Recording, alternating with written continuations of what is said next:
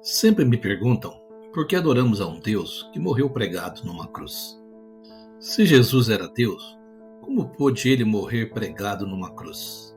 E se ele não teria poder, como dizia e afirmava ser Deus, para não morrer pregado numa cruz, ou simplesmente sair de lá e mostrar a todos o seu poder?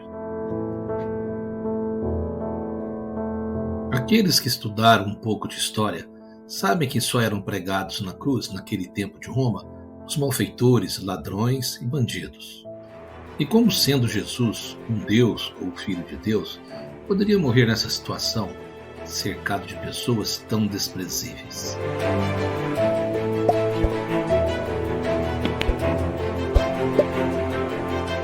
Vamos estudar um pouco da Bíblia para tentar explicar o motivo de Jesus ter morrido pregado na cruz e se esta morte foi uma derrota para Deus.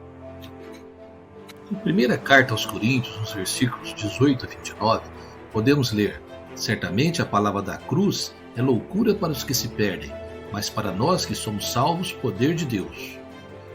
Pois está escrito: destruirei a sabedoria dos sábios e eliminarei a inteligência dos instruídos. Onde está o sábio? Onde está o escriba que lê e interpreta a lei? Onde está o questionador deste século? Porventura não tornou Deus louco a sabedoria do mundo? Visto como na sabedoria de Deus, o mundo não o conheceu por sua própria sabedoria, Deus achou melhor salvar os que creem pela loucura da pregação. Porque tanto os judeus pedem sinais, como os gregos buscam sabedoria. Mas nós pregamos a Cristo crucificado, escândalo para os judeus, loucura para os que não são judeus. Mas para os que foram chamados, tanto judeus como gregos, pregamos a Cristo, poder de Deus e sabedoria de Deus. Porque a loucura de Deus é mais sábia do que os homens, e a fraqueza de Deus é mais forte do que os homens. Irmãos, reparai, pois, na vossa vocação, visto que não foram chamados muitos sábios segundo a carne, nem muitos poderosos, nem muitos de nobre nascimento. Pelo contrário, Deus escolheu as coisas loucas do mundo para envergonhar os sábios, e escolheu as coisas fracas do mundo para envergonhar as fortes.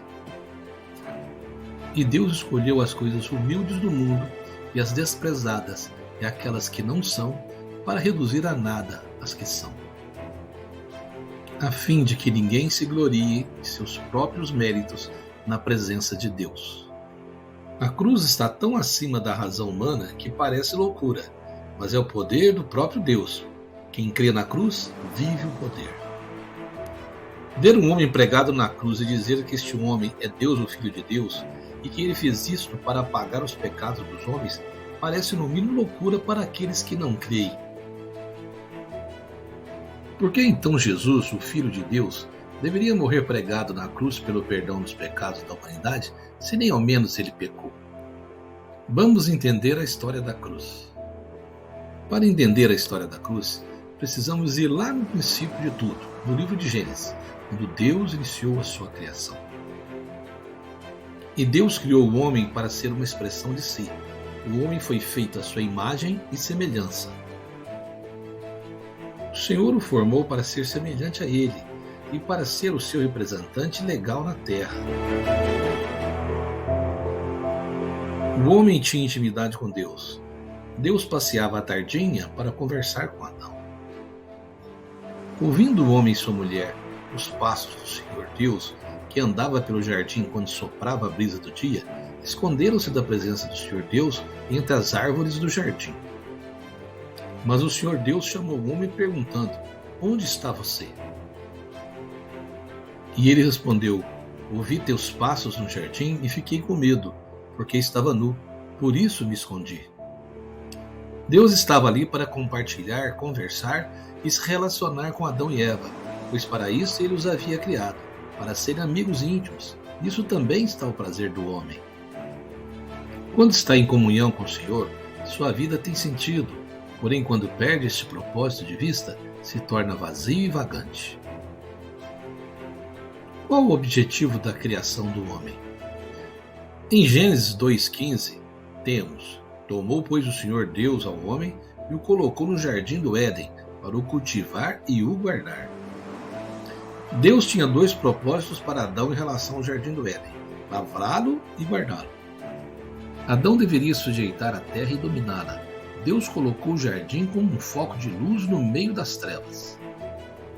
O Éden era o quartel-general de Deus aqui na terra, e nele estava Adão, representante do Senhor. Adão tinha de dominar a terra e governá-la. Multiplicai-vos, enchei a terra e sujeitai-a. Por que Adão tinha de guardar o Éden? Guardar de quem? Quando olhamos para o texto de Gênesis que diz: o Senhor Deus tomou o homem e colocou no jardim do Éden para cultivá-lo e guardá-lo. Ao analisar bem o texto com atenção, veremos que existe uma ordem de Deus para que Adão realize duas coisas bem importantes: primeiro, cultivar, e segundo, guardar o jardim. Aí vem uma pergunta e junto com ela um questionamento: guardar o jardim do quê?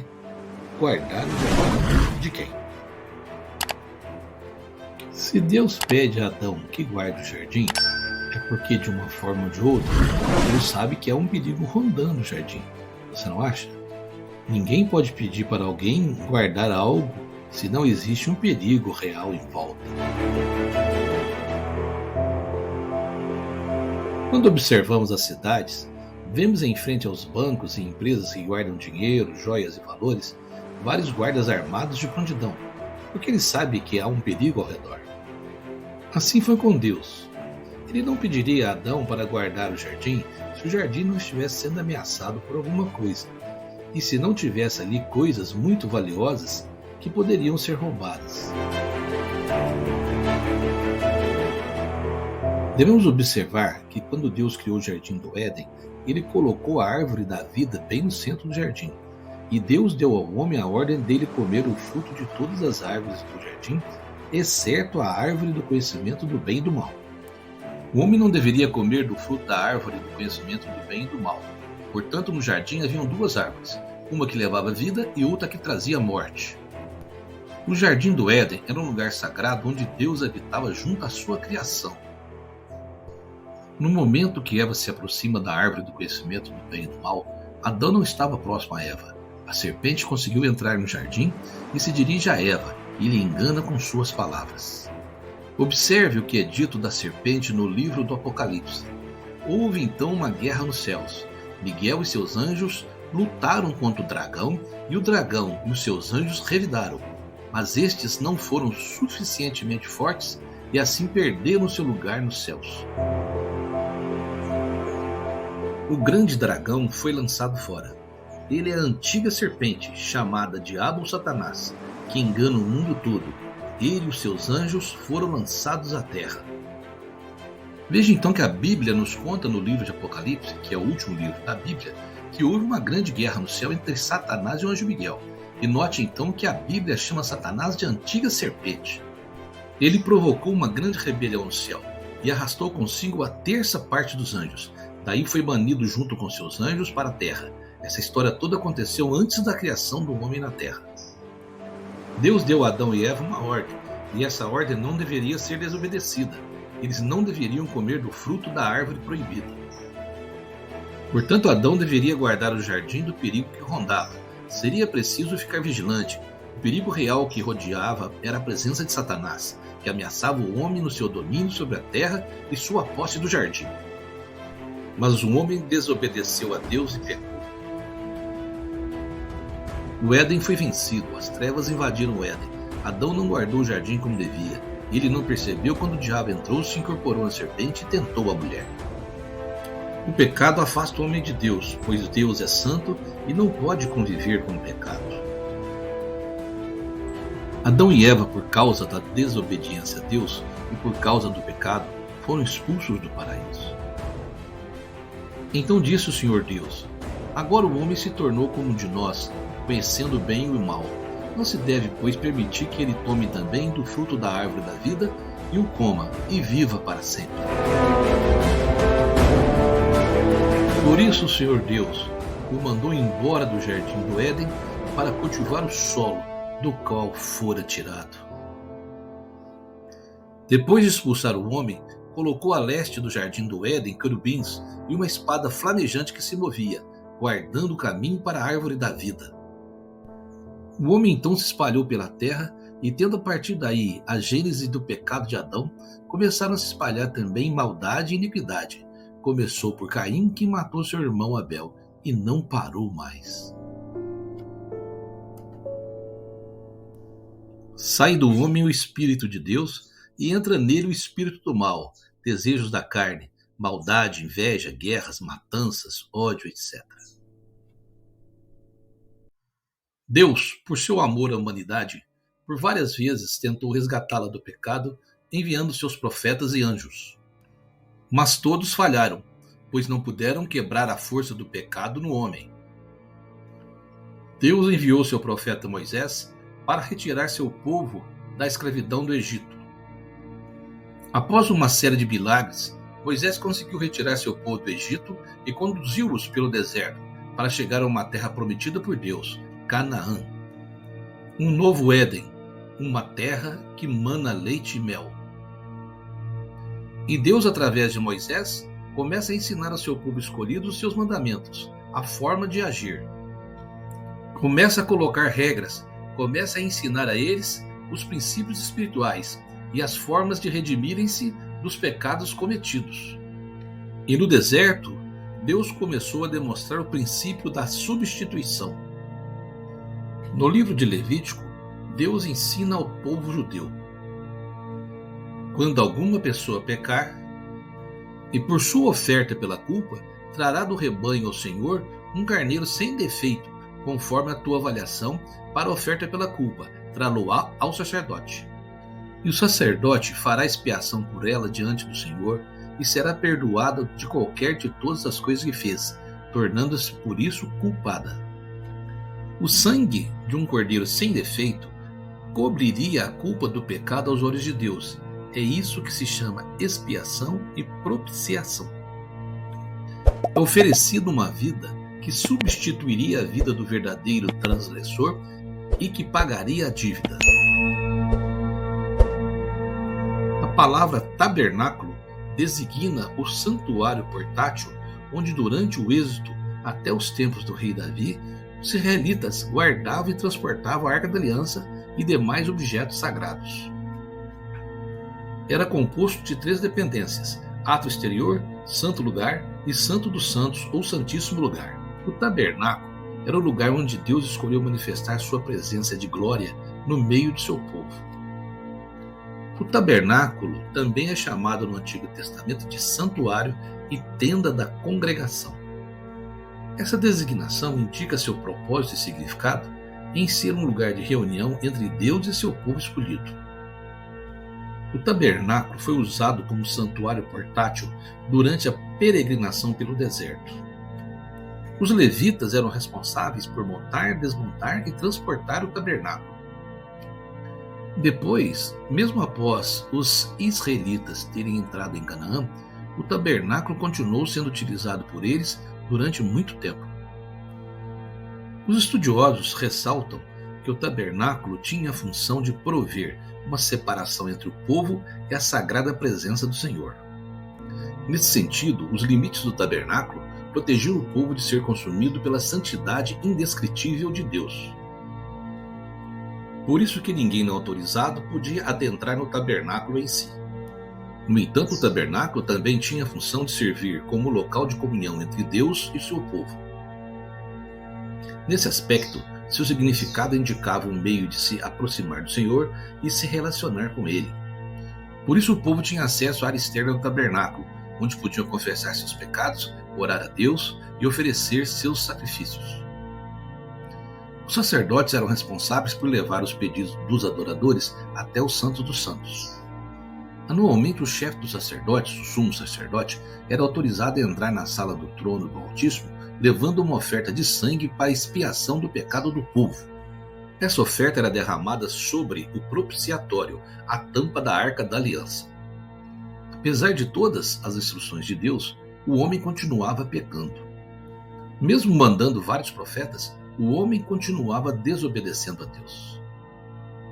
Não havia ninguém que pudesse pagar o preço pelo pecado humano. Todos falharam. Todos pecaram. No livro de Hebreus, podemos ler: entretanto, nestes sacrifícios, faz-se recordação de pecados todos os anos, porque é impossível que o sangue de touros e de bodes remova pecados. Deus não queria mais sacrifícios ano após ano. Não queria mais sangue de animais, porque eles não removiam o pecado do povo. Não queria mais a recordação dos pecados. Deus queria o perdão definitivo dos pecados. Deus queria estar novamente de frente com o homem, criado por ele com tanto amor. Queria voltar a ter intimidade com o homem e voltar a morar dentro do homem, através do seu espírito. Deus não queria mais habitar em santuários, feitos por mãos humanas. Deus, então, diante da incapacidade do homem em se redimir do pecado, envia seu único filho, Jesus, para redimir o homem do pecado, seu filho santo, puro, imaculado, sem pecado. João Batista afirma em João 1,29: verdadeiramente este é o Cordeiro de Deus, que tira o pecado do mundo. E somente Jesus era capaz de cumprir a justiça de Deus pela sua pureza e santidade como homem. A morte de Jesus foi o ápice do plano de Deus para resgatar o homem do pecado. O diabo fez tudo o que pôde para levar Jesus ao pecado, primeiro nas tentações no deserto, conforme está escrito no livro de Mateus 4. Chegando então o tentador, disse-lhe: se tu és filho de Deus, manda que estas pedras se tornem pães. Se és o filho de Deus, joga-te daqui para baixo, pois está escrito: ele dará ordens a seus anjos a seu respeito, e com as mãos eles o segurarão, para que você não tropece em alguma pedra. Depois o diabo levou-o a um monte muito alto e mostrou-lhe todos os reinos do mundo e o seu esplendor, e disse-lhe: tudo isto te darei, se te prostrares e me adorares. Em outras ocasiões, o diabo tentou matar Jesus para que ele não cumprisse a sua missão. Primeiro através de Herodes, quando Jesus nasceu. Na época da visita dos reis magos, foi dada a ordem de matar todas as crianças judias menores de 2 anos. E quando Jesus cumpriu seu ministério, como é descrito no livro de Lucas, em um episódio durante uma pregação de Jesus no templo. Todos na sinagoga, ouvindo estas coisas, se encheram de ira, e levantando-se, expulsaram-no da cidade e o levaram até o cimo do monte, sobre o qual estava edificada, para de lá o jogarem abaixo. A cruz foi o último esforço de Satanás para fazer Jesus pecar. Cristo nos resgatou da maldição da lei, fazendo-se ele próprio maldição em nosso lugar, porque está escrito: maldito todo aquele que for pendurado em madeiro.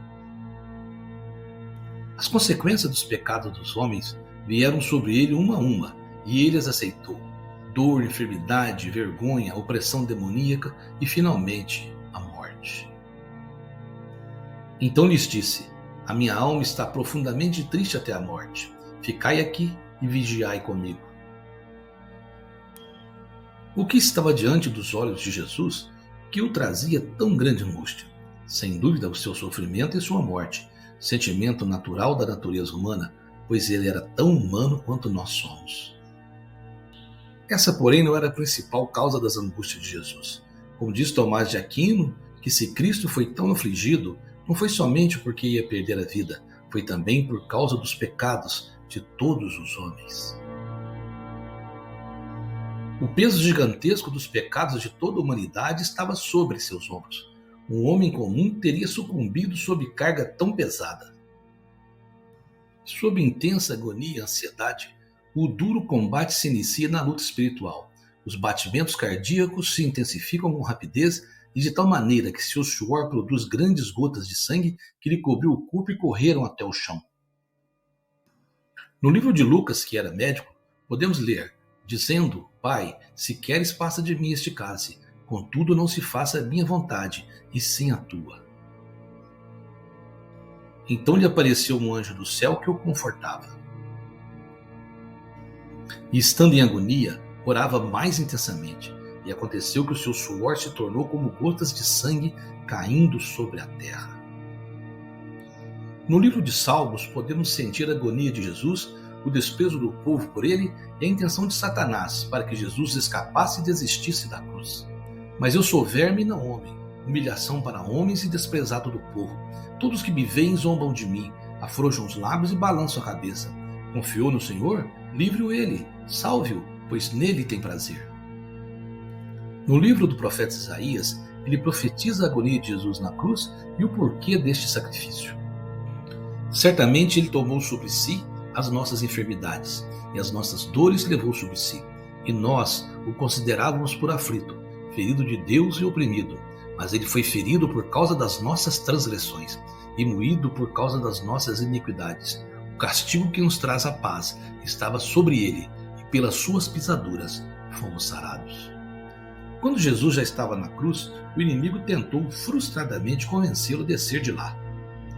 Ó tu que destróis o santuário e em 3 dias o reedificas, salva-te a ti mesmo, se és filho de Deus, e desce da cruz. De igual modo, os principais sacerdotes, os escribas e anciãos, escarnecendo, diziam: salvou os outros, a si mesmo não pode salvar-se. É rei de Israel, desça da cruz e creremos nele. Jesus resistiu firme, obedecendo às ordens do Pai Celestial até o fim. No Evangelho de João, capítulo 19, versículo 30, diz: quando, pois, Jesus tomou o vinagre, disse: está consumado. Esta frase só poderia ser proclamada do alto da cruz. Jesus havia cumprido a sua missão, a qual somente ele poderia cumprir. O poder da morte de Jesus arrancou mortos dos túmulos. E Jesus, clamando outra vez com grande voz, entregou o Espírito. Eis que o véu do santuário se rasgou em 2 partes, de alto a baixo. Tremeu a terra, fenderam-se as rochas, abriram-se os sepulcros, e muitos corpos de santos que dormiam ressuscitaram, e saindo dos sepulcros, depois da ressurreição de Jesus, entraram na cidade santa e apareceram a muitos. Quando Jesus morreu, rasgou-se o véu do templo definitivamente, este véu que separava Deus dos homens, e Deus pôde ver o homem face a face. Jesus era o sacrifício definitivo, a vitória de Deus sobre Satanás. A morte de Jesus na cruz era o sacrifício perfeito para a redenção dos pecados dos homens. Jesus era o Cordeiro de Deus que tirava o pecado do mundo. Toda a dívida de pecado que era cobrada por Satanás e que nenhum homem poderia pagar era pago por Jesus na cruz. Tendo cancelado o escrito de dívida que era contra nós e que constava de ordenanças, o qual nos era prejudicial, removeu-os inteiramente, encravando-o na cruz, e despojando os principados e as potestades, publicamente os expôs ao desprezo, triunfando deles na cruz. Todo decreto de morte e opressão só pode ser vencido pelo poder da cruz de Jesus. Exponha cada luta de sua vida ao poder da cruz. Assim importa que o Filho do Homem seja levantado, para que todo o que nele crê tenha a vida eterna. Porque Deus amou ao mundo de tal maneira que deu o seu Filho unigênito, para que todo o que nele crê não pereça, mas tenha a vida eterna. A morte de Jesus na cruz é a vitória de Deus sobre Satanás, expondo-o ao desprezo público diante de todo o mundo.